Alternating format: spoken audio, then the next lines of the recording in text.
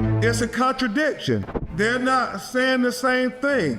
One of them is telling the truth, one of them is not. Discrepancies, conflicting accounts. This is now part of the Nolan Wells investigation. You're going to hear people ask whether someone is lying, which is very fair given the reporting. It's time to review the questions and the contradictions related to the case of Nolan Wells' death. Welcome to Sidebar, presented by Law and Crime.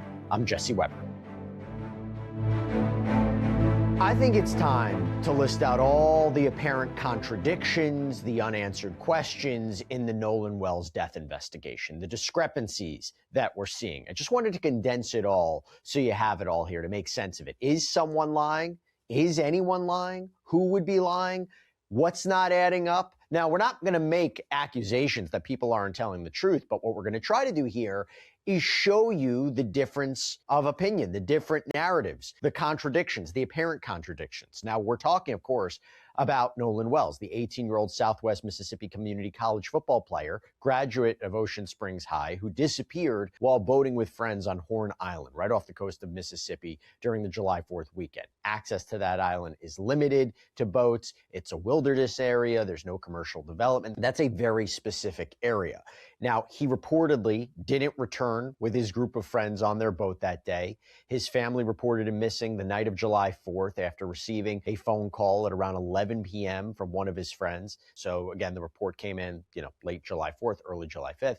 His body was found on the island that Monday, July 6th, washed ashore. His family is demanding transparency. They are demanding a full investigation, a thorough investigation into what happened. And as you know, if you've been following our coverage here, you know that they have retained civil rights attorney Ben Crump. So let's get into the discrepancies. Let's get into the contradictions. One of the biggest contradictions right now is, what was Nolan doing? What were Nolan's movements that day? So Ben Crump held a press conference that the boys on the boat had claimed that Nolan went to Horn Island and decided to talk to a girl. Even one of the boys' mothers, Ashley Cole, according to WLOX, confirmed that her son said that. Her son was apparently with all them that day. And also confirmed that the boys had taken off because of boat trouble, which we're going to talk about, and that seems to be true. I'm going to explain that in a minute. But the Jackson County Sheriff's Office said that it believes Nolan stayed on the island. ABC News is reporting that one of Nolan's purported friends, Trayston Shepard, claims Nolan wanted to stay back to talk to a girl and that he would come back on another friend's boat. Shepard saying they met that day, and it's kind of one of those things. He did come off that day, that he really did like her, but that was the only time they ever hung out. Now, what is in dispute is whether Nolan actually did that. So that's one perspective, right? That's one narrative. But according to Ben Crump, this girl allegedly said that Nolan told her he was going back to the boat, as Crump said in the presser. They're not saying the same thing. One of them is telling the truth, one of them is not. We have to get to the bottom of that. According to accounts from NBC News and the New York Post, it appears that boat likely had 7 people on board. The boat was having trouble at around 4 p.m. The boat operator reportedly said, "Hey, we're at the west tip of Horn and our bilge pump stopped working. I want to get this boat unsank and towed back." So the boat was reportedly towed for 3 miles, picked up speed less than an hour later. But look, that still raises a question, right? It raises a question about Nolan's whereabouts. It also creates a discrepancy in the timeline. The boat left Horn Island at 4:31 p.m. It didn't arrive back on the mainland until 6:06 p.m. Then it was moved again, finally docking at 7:19 p.m. Everybody on board? Was Nolan on board? Probably not, based on the timeline, though maybe saying everybody on board is just saying, yeah, everybody's on board. I'm not saying. That's over 3 hours between Nolan's last confirmed sighting and the boat returning to port.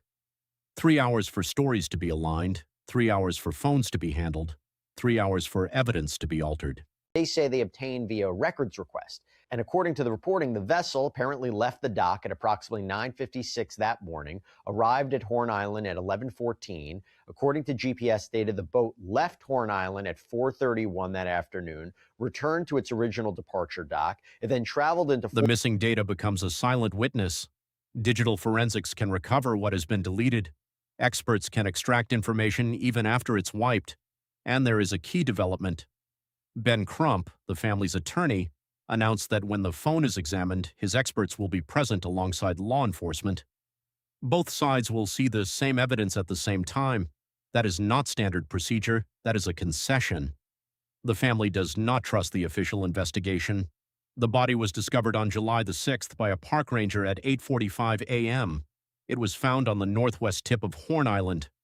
The coroner immediately announced no obvious signs of trauma, no foul play suspected. Traveled into Fort Bayou at around 5:52 before returning to the dock at 6:06. Later that evening, the boat went to the Fort Bayou boat launch at 7:19, traveled overland, which would suggest it was towed by a vehicle to the owner's residence. So to put that into perspective and why it matters, Ben Crump claims Nolan was last seen on the island at 3 p.m. Again, according to Ashley Cole, the mother, her son, right? She's a local judge, by the way. That statement came before the autopsy, before the toxicology, before the independent investigation. There is a video circulating on social media on or near Horn Island in which he seemed to claim that Nolan might be heard, that he might be heard saying, quote, "Give me my freaking phone. What are you freaking doing?" During a press conference, when he was asked, the words "no foul play" became a refrain. No. They were repeated by the governor. They were repeated by law enforcement. But what does no foul play mean when you haven't interviewed all the witnesses, when you haven't examined the digital evidence, when you haven't determined where Nolan died? 3 hours can rewrite a narrative, but it cannot erase the truth. The family hired Ben Crump. By suicide, you could drown by homicide. So we might, at the end of the day, have all the facts in and still not have an answer that satisfies the grieving family or other people that are concerned about what happened. Because the forensic evidence wouldn't be so. Dock at approximately 9:56 that morning, arrived at Horn Island at 11:14. According to GPS data, the boat left Horn Island at 4:31 that afternoon, returned to its original departure dock. It then traveled into Fort Bayou at around 5:52 before returning to the dock at 6:06. Later that evening, the boat went to the Fort Bayou boat launch at 7:19, traveled overland, which would suggest it was towed by a vehicle to the owner's residence. So to put that into perspective and why it matters, Ben Crump claims Nolan was last seen on the island at 3 p.m. Again, according to Ashley Cole, the mother, her son, right? She's a local judge, by the way. She says her son claims he last saw Nolan at around 3 p.m. on the island, and her son left at 4:30 p.m. Now, we haven't seen necessarily a discrepancy in terms of when Nolan was last seen, but this is something to keep in mind, right? This is one of those outstanding questions.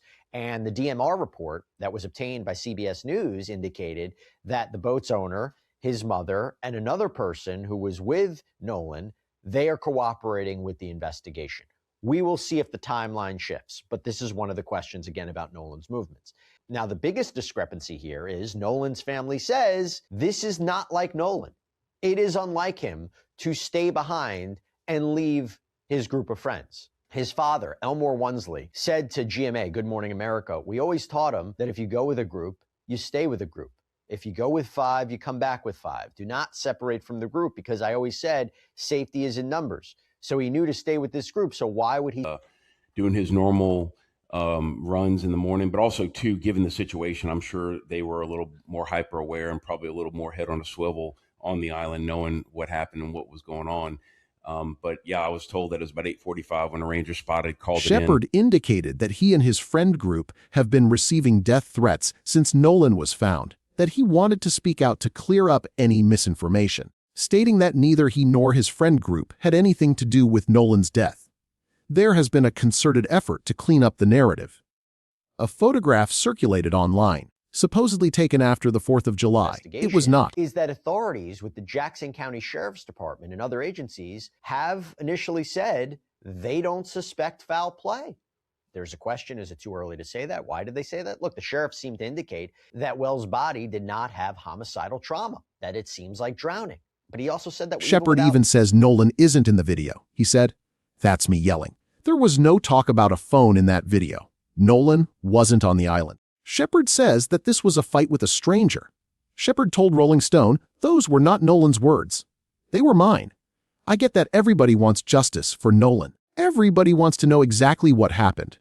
Misinformation stripped away. What remains is the raw data.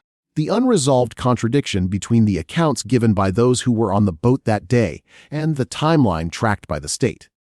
The family has not received answers. They have received corrections." That weekend, it was actually from a party on June 27th in Pass Christian, Mississippi. Rolling Stone reported that that photo was taken at 11:58 p.m. that night in June, with the outlet confirming that another person provided them with metadata for that photo and other photos from that night. So Ben Crump was asked about this, right? Ben Crump was asked about that development at a press conference this week, kind of went on the defensive. He said, I didn't share the photo, I just reposted it. We're reposting everything. Let's make it clear. We're reposting everything because we're trying to get people to come in and call. And so we've said from the beginning, we're in a ferocious search for the truth.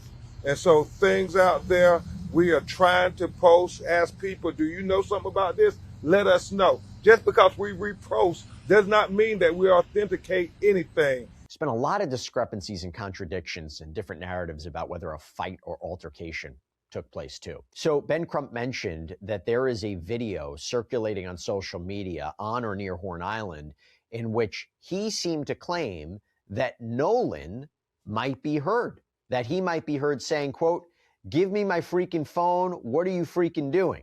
During a press conference, when he was asked, look, how do you know that that's Nolan's voice? Crump reportedly said that multiple people identified it as Nolan's.